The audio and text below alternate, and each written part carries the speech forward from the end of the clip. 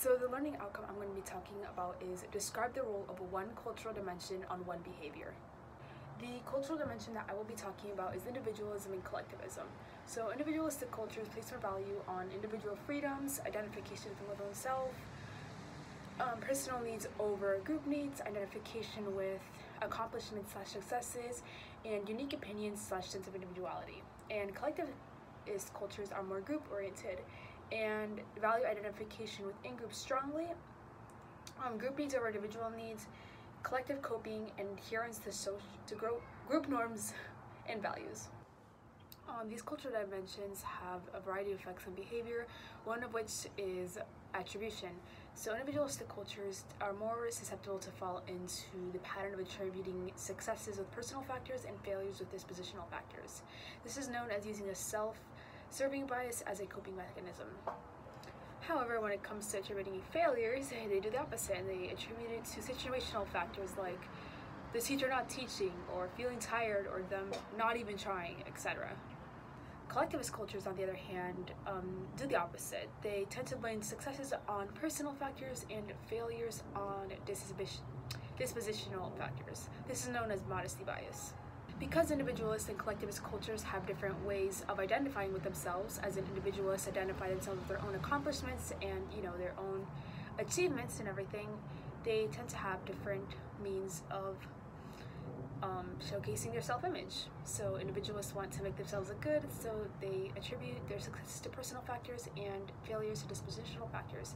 Whereas collectivists do not want to make themselves seem better than the group, so they tend to attribute failures to themselves and successes to situational factors.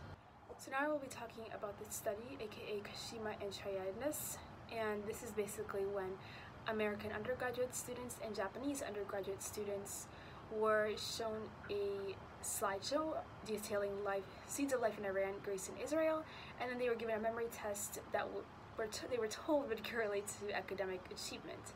And they were given 5 minutes to answer pictures they saw, about 5 minutes to answer questions about the pictures they saw on the slideshow, and they were also given a 5-minute recognition task in India. And then they were either assigned a passing or a failing condition. And lastly, they were given a questionnaire in which they were to reflect on their score and kind of just explain why they think they got what they got.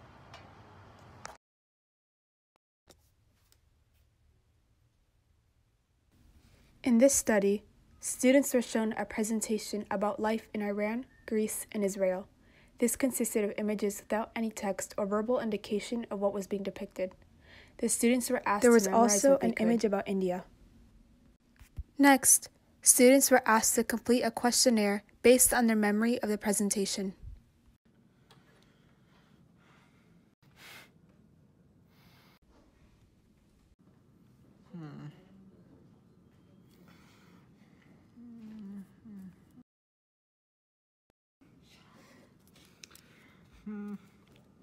Oh, it's this. Wait. Okay, there's no way it's Europe. It's not Asia either. Oh, it's between. What was the north? What was the south? It's not north. It has to be south. Yes. Then here it's Indian culture. Oh, definitely. This is without a question. Students were then given either a bad score or a good score. These scores were randomly assigned.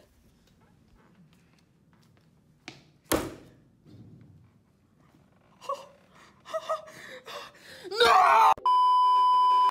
Finally, students were asked to reflect on their performance.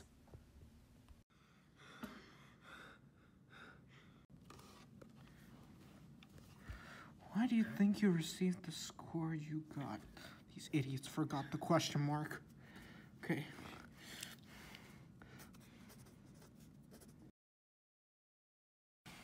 Well, the reason why I got such a low score was because of the damn government watching over us taking tests.